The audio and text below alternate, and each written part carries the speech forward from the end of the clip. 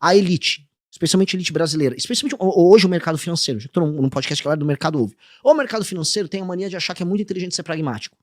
Só que ele não é pragmático, ele é curto prazista. A maior parte do mercado financeiro, donos de banco e tal, eles trabalham no longo prazo com os negócios deles, mas na hora de tomar decisões políticas eles trabalham no curto prazo.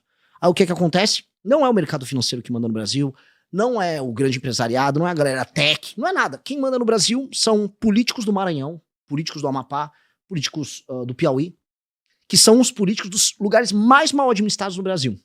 Mas como eles pertencem a famílias que trabalham no longo prazo, são donos daquelas regiões no longo prazo, eles tomam decisões políticas de longo prazo. Enquanto que a elite política brasileira toma decisões políticas de curto prazo. E é por isso que estavam apoiando o Flávio. E é por isso que... não, o Flávio é uma opção. O Flávio não é uma opção. O Flávio... Os Bolsonaro perderam pro Lula. E o Flávio Bolsonaro é o cara com a maior carga de problemas de corrupção em toda a família. Todo mundo sabe. O Flávio não era uma opção. Nem pra caso ganhasse o Brasil se tornar um país sério. Basicamente, o Flávio seria uma continuidade dos mesmos escândalos de corrupção, seria um país quebrado, sem nenhuma proposta de Brasil. Mas a galera, não, mas faz preço. Não, porque acho que ele pode indicar um ministro. Pô, galera, até quando a gente vai ficar pensando na migalha? E esse é o problema. A elite brasileira pensa na migalha, num pequeno ganho que pode ter aqui. E eu acho que a gente não pode mais escolher isso. A gente montou um partido que a gente tem que pensar no long run. E como fazer o Brasil ser, nos próximos 30 anos, uma das 5 maiores nações do mundo. Que não é nenhum absurdo pensar que o Brasil pode ser isso. Não é, e é isso que me irrita. Nenhuma discussão política nessas eleições tem como horizonte transformar o Brasil num país que mande. Numa nação que vai sentar numa mesa como essa, com a Rússia, com a China, com a Índia e com os Estados Unidos. Que é a posição que o Brasil tem que ter. Mas hoje não, a nossa posição é tipo, não, eu sei sambar, sabe?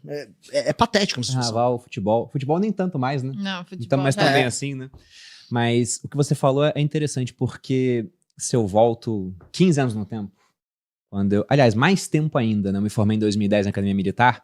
Durante a Academia Militar, um dos temas de debate que a gente tinha para exercitar oratória e ideias, né, era a entrada do Brasil no Conselho de Segurança da ONU. Sim. A gente pleiteava uma cadeira lá.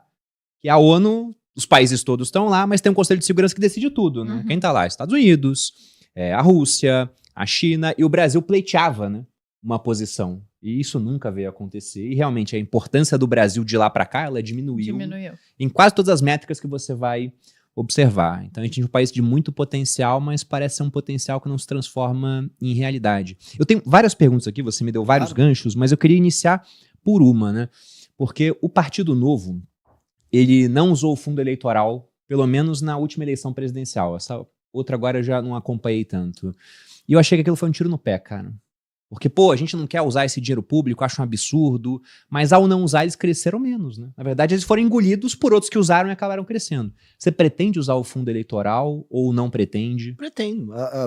Sendo muito, muito... A gente tinha a mesma posição do Novo e simplesmente não dá para concorrer fora, por exemplo, aqui de São Paulo. Ou candidatos nossos que têm uma rede social tão grande permita que exista doação privada. Não existe, em alguma medida, doação privada honesta fora aí de alguns estados. O que eu quero dizer, se você está recebendo muito dinheiro privado concorrendo a algo no Piauí, provavelmente tem algo de errado no que você está fazendo e no dinheiro que está entrando. Porque, em geral, são empresários interessados em comprar algum acesso. Favores, né? O famoso crowdfunding, aquela doação sincera, picadinha, que é base, por exemplo, de boa parte da política americana. Não existe ainda no Brasil, em volume, para você espalhar para centenas ou milhares de candidatos. Imagina, só os candidatos vai ter mais, o nosso partido vai ter mais de 1.000 candidatos esse ano. Multiplica por todos os outros partidos. Tem gente doando para isso? Não, não tem. Então temos um problema, claro. Só que todos, ou a maior parte, dispõem de muito dinheiro. Então como é que eu vou concorrer com eles em outros estados?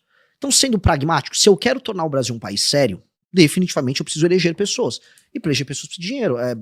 É isso, só que o Novo, olha só, eu tenho muitas críticas ao Novo. O Novo tava num período, como nós, otimista com aquele ganho de cidadania. As pessoas estavam falando em, Operação Lava Jato, não tem um bandido de estimação, olha as doações do Odebrecht. Então, havia um otimismo na ideia de que o brasileiro ia participar da política. O que aconteceu com o brasileiro que estava fazendo isso? Ele estava tomando detergente semana passada.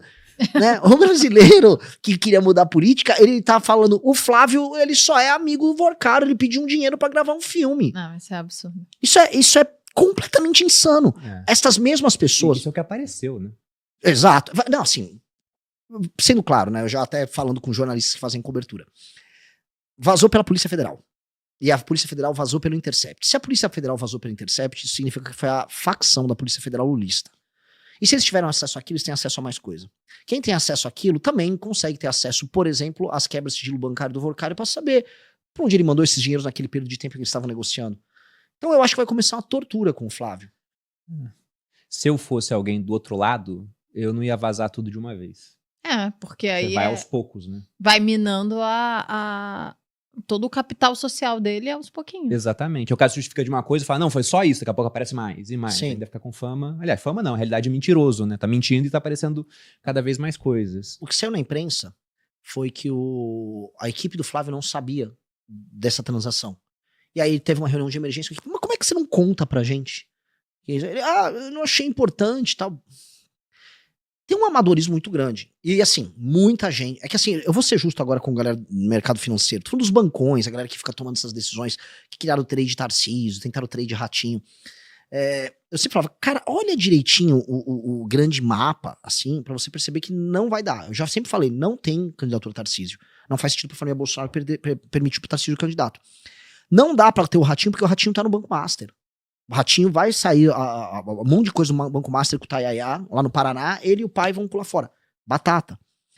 E pelo menos no caso do Flávio, eles ficaram escaldados e ele não tá conseguindo o apoio do mercado financeiro institucional, vamos colocar aí. Tem uns influencers e tal que, não, agora é Flávio, mas difícil. Só que mesmo eles têm que entender, o Flávio é o cara com o maior telhado de vidro de todos.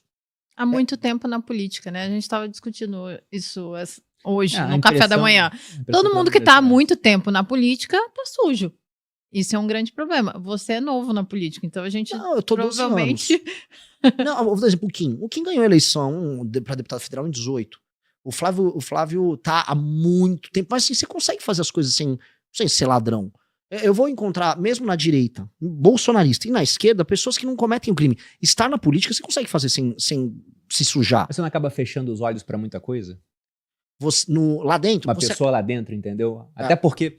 Eu Assim, falo pra Malu, né? Já me perguntaram várias vezes, você não pretende entrar na política? Eu falo, cara, não, porque o círculo à minha volta seria muito insalubre. Você tem que ficar dando tapinha nas costas de cara que faz um monte de coisa errada, entendeu?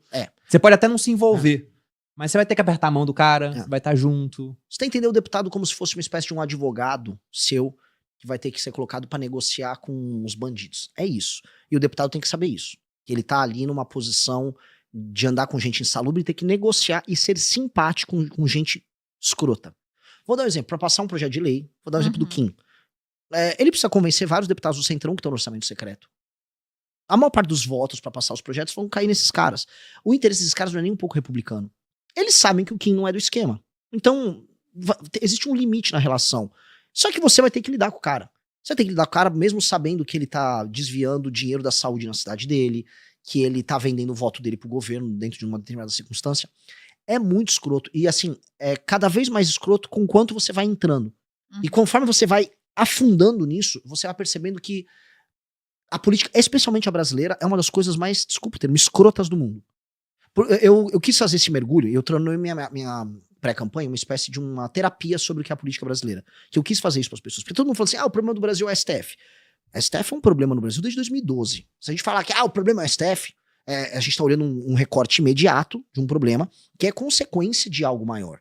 O STF é consequência de um sistema político que necessariamente é corrupto e que precisa da Suprema Corte garantindo esses elementos.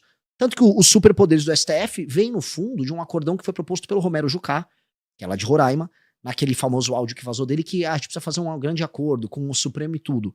E ali estava dando a linha do que precisava ser feito com o Alexandre de Moraes, do inquérito, de destruir a Operação Lava Jato, e depois ele indo pra cima do Bolsonaro, ou seja, todo aquele desenho foi um desenho que esses caras montaram. Mas o que é a política brasileira?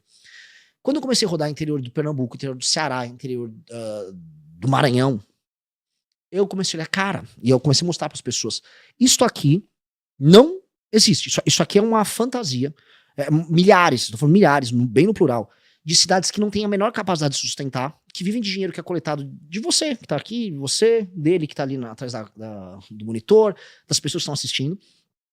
Esse dinheiro vai para lá, esse dinheiro é roubado quase sempre, as emendas que saem de Brasília e vão para os municípios são desviadas, a população vende o voto pro político corrupto, a população não exige nenhuma melhoria em termos de indicadores de saúde, segurança, educação, nada. E ela vai vendendo o voto dela, e esse jogo vai rodando, e esses caras, em última instância, são os caras que elegem os deputados do Centrão, que em Brasília vendem o voto, que estão em todos os esquemas de corrupção, que acabam colocando, vamos dizer, no TCU, nas famosas indicações que ninguém acaba vendo, Tribunal de Contas da União, os Tribunais de Contas Estaduais, ministros do STF, seus representantes, e aí você percebe aquilo que eu falei no começo do programa, que nós somos administrados por pessoas do Amapá, de Roraima, do Maranhão, do Piauí, e isso não faz nenhum sentido. Vou dar um exemplo aqui, uma analogia. Não sei se estou falando demais, tá? Que essa analogia é bem cabível. Imagina a União Europeia. Na União Europeia, você tem países que estão em condição melhor, em condição pior. Mas quem manda, é a Alemanha e França. São as maiores potências econômicas, militares, onde há boa parte da criação, os empregos de qualidade. Beleza.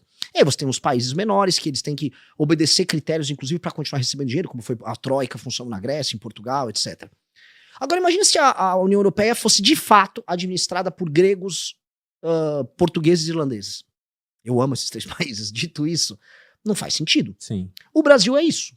Ele é uma federação em que São Paulo, Paraná, Minas são administrados pelo Alcolumbre do Amapá. Que o Ciro Nogueira, do Piauí, manda na gente. E qual é o problema disso? Não tenho nada contra o Estado em si. Agora, é como você pegar a pessoa que tem o pior Estado, com os piores indicadores, com as piores práticas políticas e botar pra mandar nos outros lugares.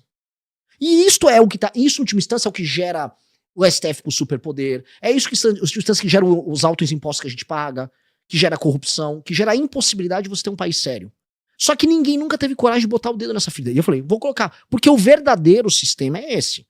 Ah, não, o sistema, sei lá, é o André Esteves sentou com o Alcolumbre. Não, o sistema é diferente. O sistema começa com um prefeito, uma cidade de 2.000 habitantes, cujo dinheiro, cujo orçamento vem 97% de repasses da União. O sistema começa ali. E ele vai avançando para os políticos, para os grandes deputados, para os grandes senadores, e aí esses caras fazem um esquema em Brasília. E esse é o problema que faz com o Brasil